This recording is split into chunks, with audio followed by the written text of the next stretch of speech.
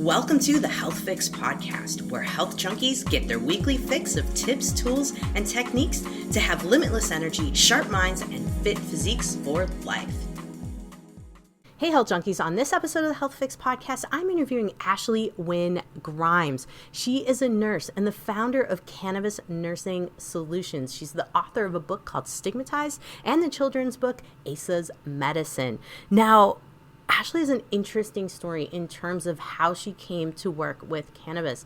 And it really stems from her husband's back pain, but also from her wanting to help her patients out with something that could really make a profound difference that didn't involve pharmaceutical medicines. And so she's dedicated to empowering patients and nursing professionals to make informed choices around cannabis. And in particular, she has really done her homework. She's actually the medical director for 5 dispensaries in Maryland.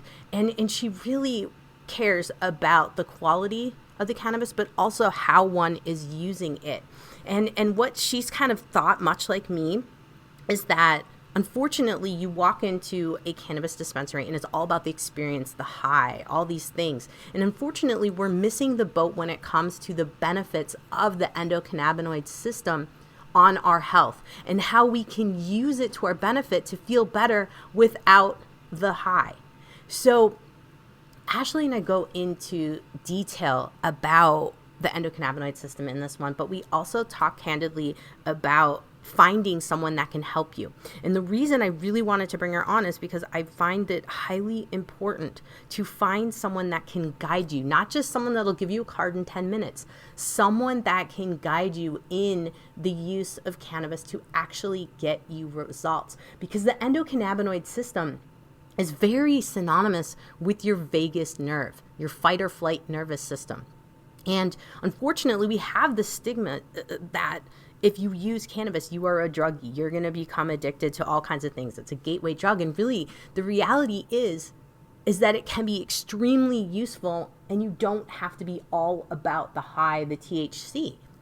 Now, I've also found that CBD alone isn't necessarily 100% beneficial for folks. Sometimes we need some THC. And this is where nursing professionals like Ashley, where doctors like myself who have been trained can help you with finding the right formula for yourself versus going into a dispensary and just kind of picking and choosing what's there.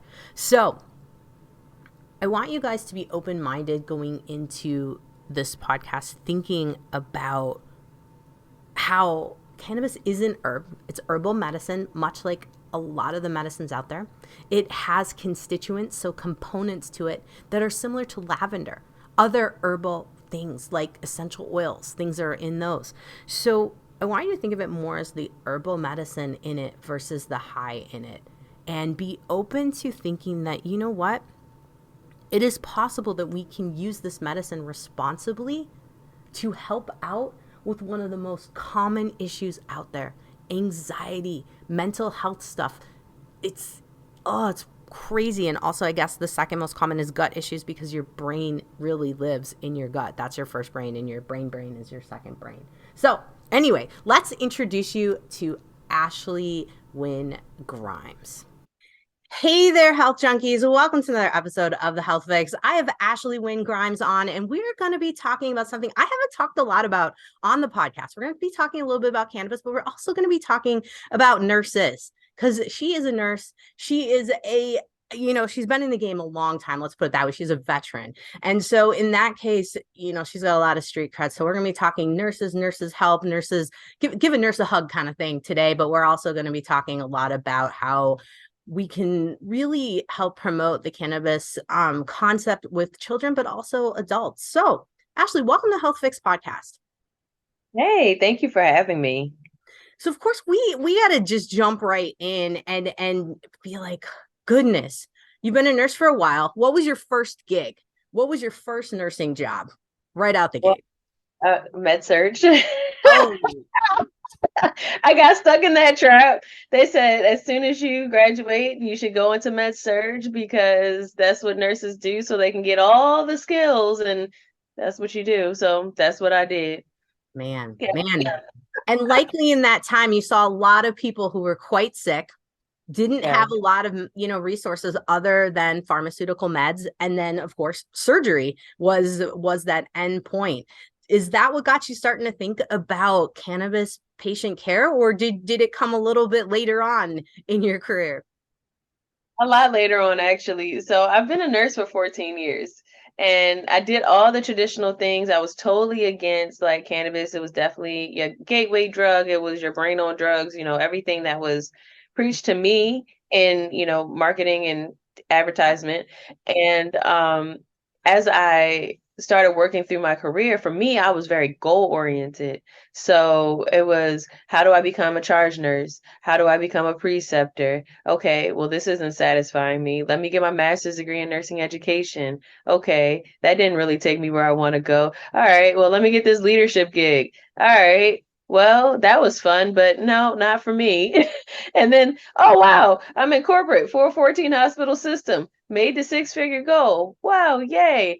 And what happened was life kind of put the brakes on me, so to speak, and I was a victim of cyber theft and I was dealing with a lot of like just personal like mental health struggle, trying to balance this high demand position where, it was very financially driven, goal oriented in that way. And then when I had the cyber theft, I wasn't quote unquote able to perform the way that I had been previously. So I was given an ultimatum to either take a job that was half my position or to be slowly walked out of the job by taking a performance improvement plan.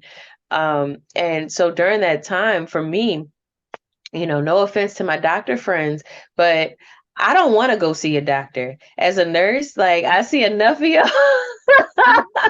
And so No. I was trying to find different ways to, make things better. Like I knew something needed to be fixed, but I also didn't feel like I needed pharmaceuticals. I also didn't feel like I needed necessarily a diagnosis. I did employ a therapist and we worked through that time together. She put me out on FMLA because she realized I was suffering from severe insomnia. And as I was going through all of these things, I started just kind of researching alternative holistic options. And so the first thing I actually came across was yoga. And wow, like I was like, I have hips. Who'd have thunk? Oh my goodness. Oh my goodness. Oh yeah, that's a huge realization when you're like, wow, I have hips and boy are they tight. Woo. Yeah. Yeah, seriously. I was like, and I can't move them. What's going on here? Oh, yes. Yes. Wow. And so you got in there, you started doing that. And what else did yoga lead you to discovering? How were those shoulders of yours? Well, I didn't struggle with the shoulders, but I definitely had issues with balance, like posture, sitting in front of a computer definitely played its toll on me, and just bringing awareness just to my mind and my body in space. Mhm. Because again, I was very, very goal oriented for the first 10, 12 years of my career. So that was the only focus, let alone paying attention to my poop patterns, right? Like we talk to patients all the time, and Yeah. I'm like, I don't even know my poop pattern. Like, what am I doing? What is happening? What type of life am I living here? And I know it sounds real crazy, but like for me, it was more about the realization that my body had more to offer me, and I wasn't giving it the time and attention that it needed. Because I thought that life was go to work, make your money, get your house, get married, all those things. That's what I thought that life was. And I never took into consideration that it also included the care of my body and what the potential that it had. Yeah. Yeah. Isn't that crazy that we can be in the healthcare field? Even myself, like I was trained as a naturopathic doctor. Yeah, we were told certain things, that were a little bit different than the conventional realm, but you get in the thick of it and you become part of the system, just Yeah, the same as it is. It's so crazy. Oh my gosh. It's yeah. wild, isn't it? And it's disheartening, and it almost, for me, I felt kind of angry. So it was probably an extension of the cyber theft, but Yeah. I felt very angry that I had been in the health and wellness space for so long, and I had no idea that, and I guess I'll talk about the endocannabinoid system. I had no idea my body had an endocannabinoid system. Like, I didn't know that existed. So how do I go through all of this rigorous training and almost traumatized through this training, right? To find out that y'all half-assed the train. Oh, I'm sorry, I didn't mean to cuss, You but can you can swear. okay. Um, but y'all didn't tell me everything. You only told me some things that y'all wanted me to know. So it was, it was a huge realization during that time, and it pretty much shifted the direction that I did everything. So, then I became interested in entrepreneurship. I took that job that was half my salary. And the my boss at that time, she was very compassionate to what I had went through in my previous role, because I was very, very closed in. And most employers, if you come in and you're not a team player, quote unquote, you're not considered to be a good employee.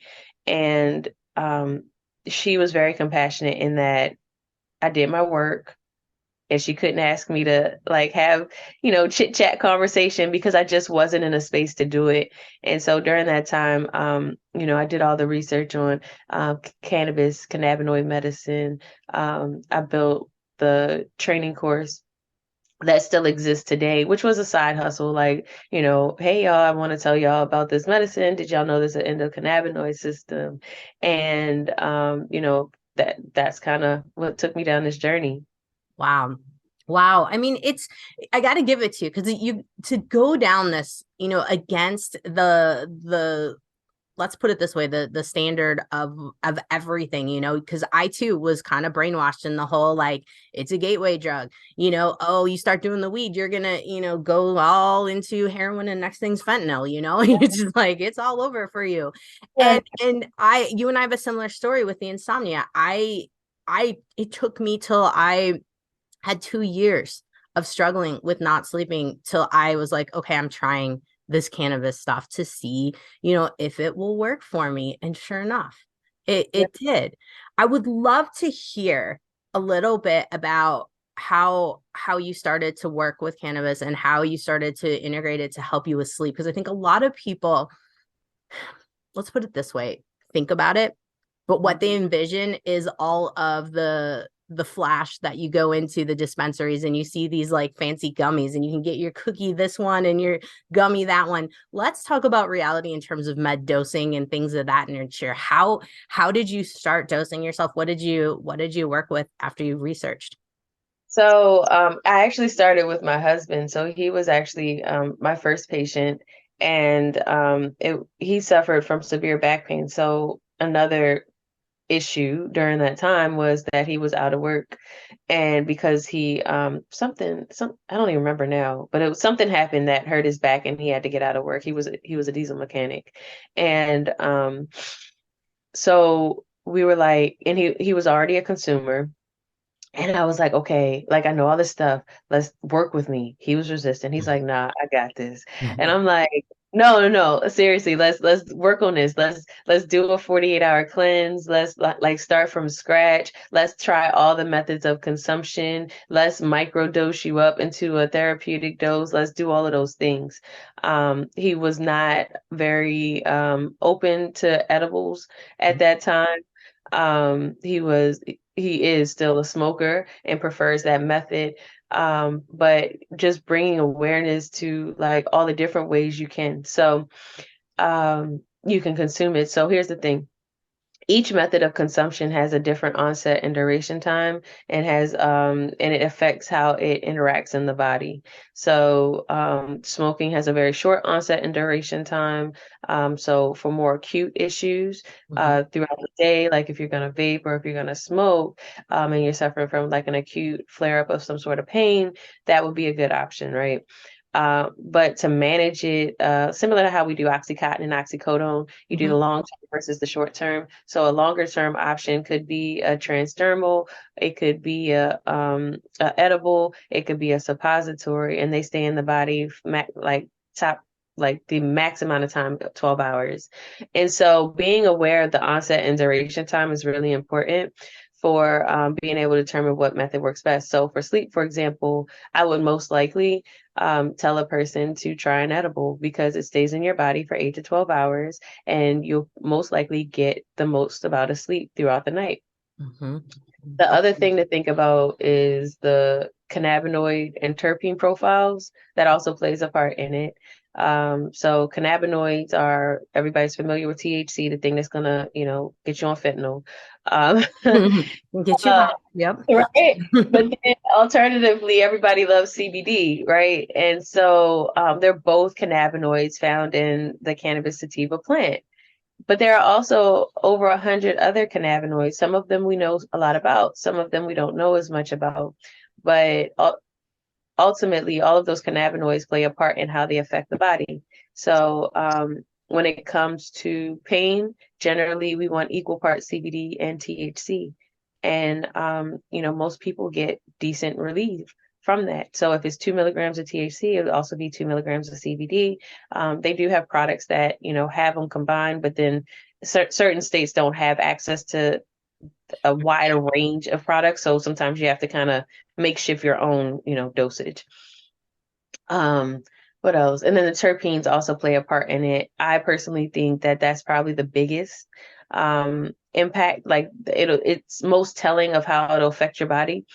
So sleep example, linalool is a terpene found in the plant. Is also found in lavender, Mm-hmm. right? And so that linalool is a relaxant. It helps you calm down. It helps you, feel relaxed, right? And so any product that has linalool in it most likely will help you sleep.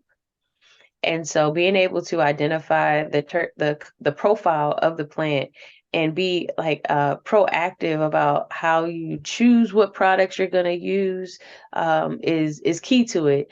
Is key to it all. And so for most patients, they just walk in and they see all the edibles and they look tasty and all these things. And it's unfortunate because there are a lot of patients who will not like they won't move forward because they're not getting the results that they need. And it's not one of those things where if you take it today, you'll get the results tomorrow. No, it's a process. Like you have to find what works best for your body. And having at least a basic understanding of the endocannabinoid system will kind of help you to understand why that's so. Yeah, no, that makes perfect sense because I think for a lot of people, our default is we know the CBD, and a lot of people will like dose themselves super high on CBD and be like, it doesn't work at Yeah. all. And so it's one of those things to understand that the THC, and this is kind of that entourage effect that I think a lot of people understand, but also figure that if they just don't want to get high.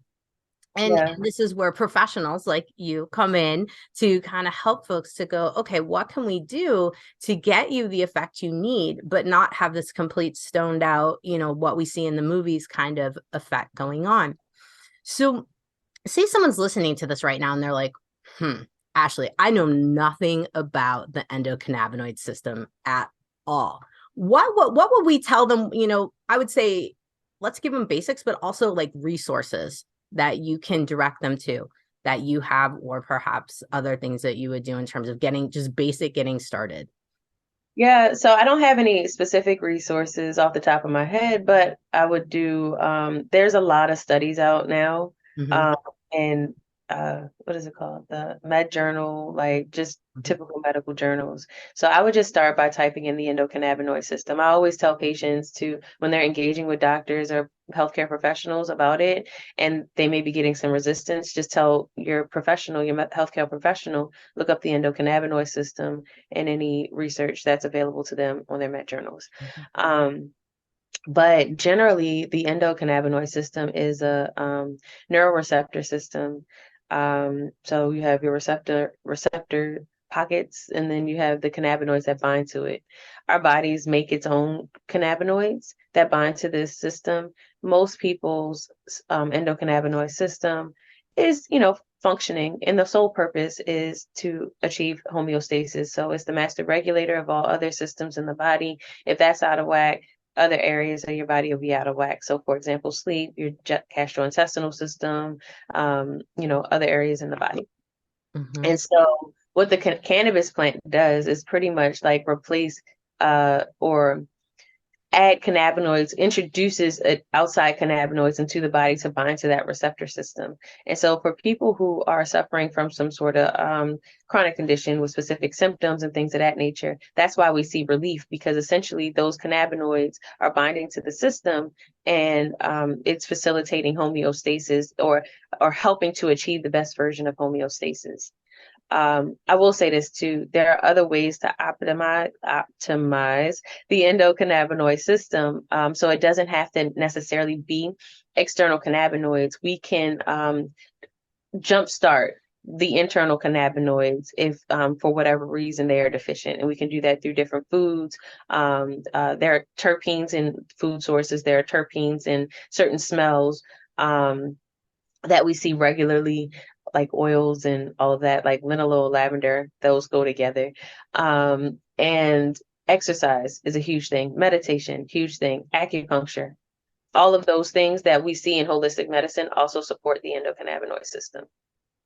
You know what? That was the best explanation I've heard in a very long time. Simple, easy to understand. Thank you. Thank you. So I think a lot of people right now are like, okay, all right, I get it. And I've even had patients come into me. I have one fella, I love him to death. He comes in and tells me I have a deficiency of the endocannabinoid system. I need more cannabinoids. And of course I laugh because, you know, it's true. And really, folks, what she's getting at here is this is all stress. This is life. Life depletes our endocannabinoid system. And in particular, you know, our ability to get these cannabinoids working like they should within the body. And so vagus nerve, you know, and I talk a ton vagus nerve, and I'm sure you talk a lot about that with folks too. What can we do to chill that vagus nerve out? Breathe.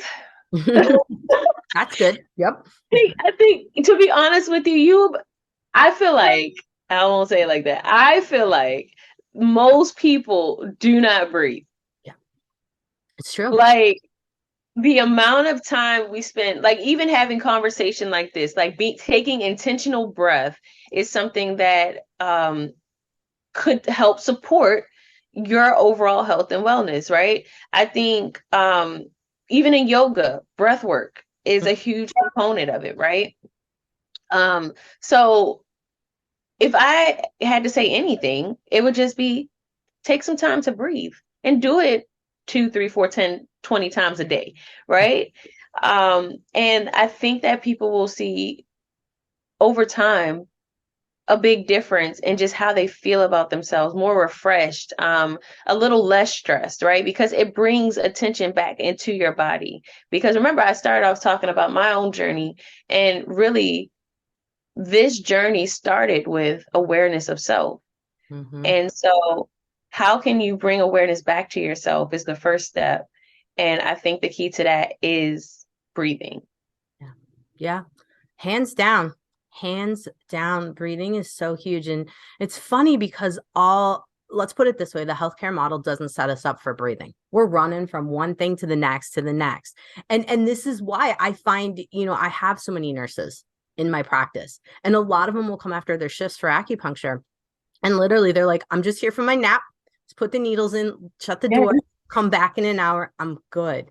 And that's, you know, what makes me sad, because we're modeling, you know, in terms of what's happening in the medical system here today, we're modeling a sick care system.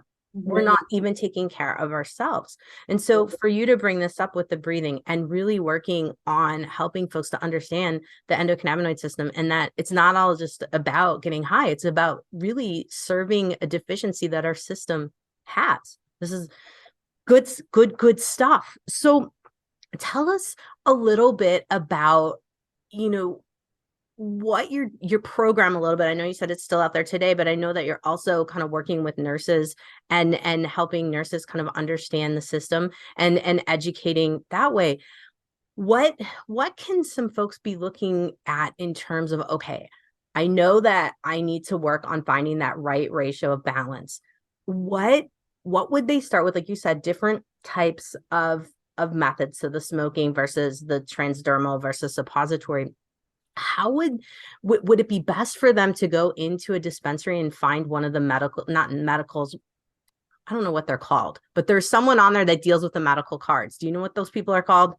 So it's different in every state. Okay. Uh, most states have, when you go to the dispensary, there's a bud tender, the person at the counter, Yeah. generally somebody who just really loves weed, and that's Yeah. there. Yep. They're gonna get you what you want in terms of the tasty and the experience. Yes, yes, absolutely. Mhm. And some are more aware of providing information outside of themselves, right? Because a lot of times they'll be like, well, I had this experience, take this. And if you're coming for a specific medical purpose, that really won't work for you because it's like, yeah, you had a great experience doing that, but I'm just really trying to relieve my pain, right? Yeah. So it's just kind of different. Some dispensaries or some states require what they call clinical directors on Mhm. site. And so that would be a medical professional in the dispensary working for the dispensary to provide guidance and from that more medical point of view. And then the person who provides you the certification will be somebody like yourself, a doctor, a nurse practitioner, something along those lines, where essentially they would do your assessment, they would document whether or not you have specific symptoms that would qualify you to get a medical card. And that person, that the quality of that experience ranges as well. Yeah. So you could have an experience where you get on a Zoom call and you say, I can't sleep. And they be like, all right, here's your card. Or it could be a robust experience where you say, I can't sleep. And they actually do some true assessment and get to the source of it and provide you with some education. So that way you're prepared to go into the dispensary and have that conversation with the bud tender or the clinical director. Yes, that's what I was wondering about because I mean, I live in Wisconsin, but I practice out of Washington State when I'm there. And for me, I am that person. I will be like, okay, this is what you need to do when you go see the bud tenders. Don't let them talk you into this experience because you might find yourself head deep in some hot Cheetos and you don't know why. And Yeah. then it goes south. I mean, not that that's ever happened to me. Um, it has while experimenting. That's what's happened. I'm here for you guys. I've experimented. But the other thing is, though, is really, like you said, it varies per state. And I think this is really important for folks to hear. Now, are you still in Maryland these days? Yes. Okay. Mhm. So what's it like in Maryland? What happens in Maryland for folks?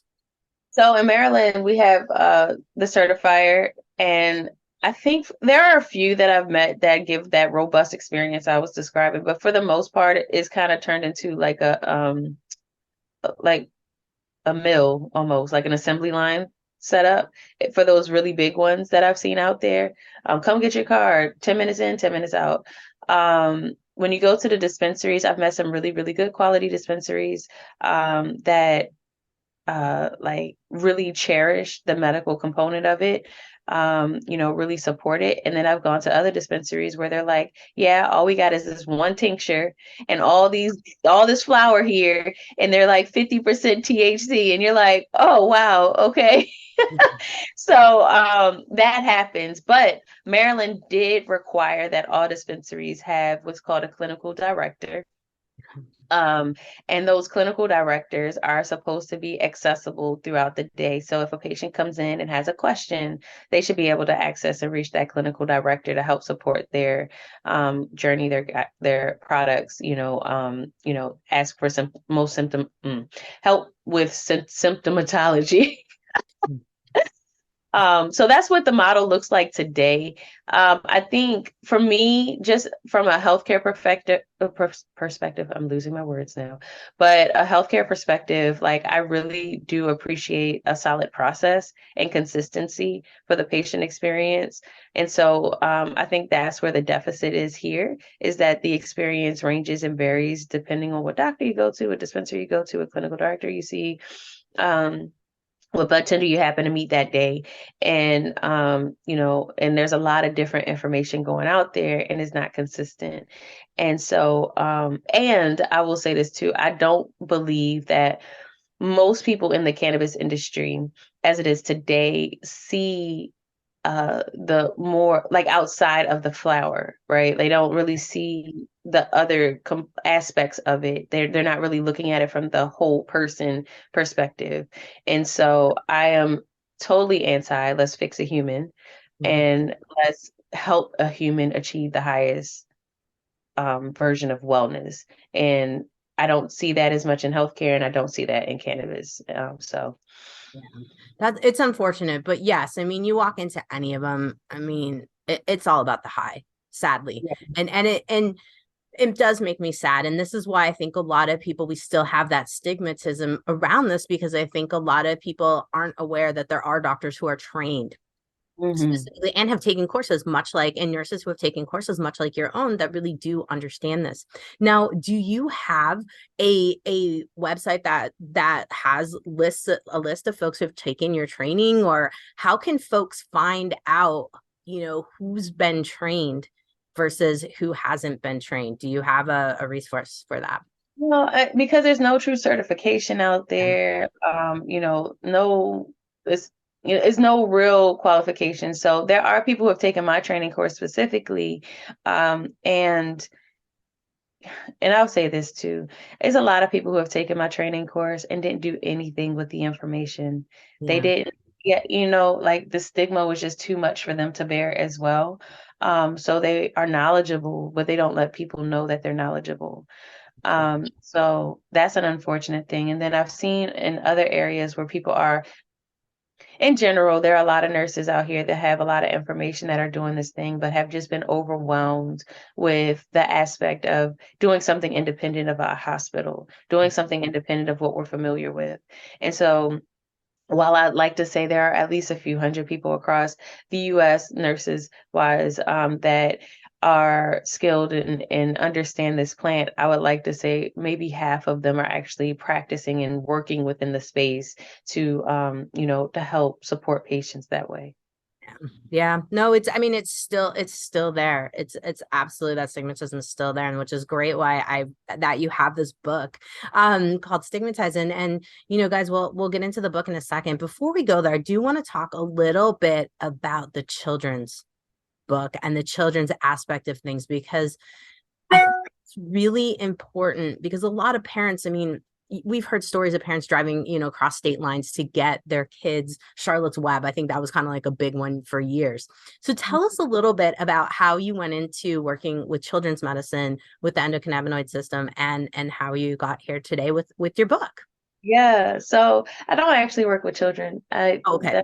that is the thing that and I can tell you a story about it, but pediatrics is just never my thing. So what actually happened was we passed a bill here in Maryland that allows children access to cannabis in schools. Ah, And it was advocated for a young boy that I actually got to know very well. And they were the one that got that bill passed because he was one of those children who couldn't access his medicine in school. He was able to change his whole entire life behind the cannabis. I think he started, I might be saying it wrong, but maybe around 12 or so. And he was due for like surgery, and like he had a peg tube and just terrible quality of life, couldn't eat, all of this. And he started using cannabis, changed his life. He could then eat. The peg tube came out, all of this. So here he is. Now he's ready to go to school like every other child. And instead of him going through the school day like another child who might be asthmatic, his parents would have to get off work, come pick him up, take him off school grounds, drive off the drug-free zone, give him 2 drops, drive him back, send him back to school. And it was like hugely disruptive to his school day. So when the bill passed, I was asked to be on a guidelines committee that helped kind of build out the structure by which the schools had to implement their policy. And while I was working on the guidelines, I just, it's a well-written document, very robust. There was a lot of people involved with it. But for me, I kept wondering about the end user, like the kid who comes to school and might feel stigmatized, the kid who in his home or her home feels that cannabis is normalized, because you know how kids are. You're yeah.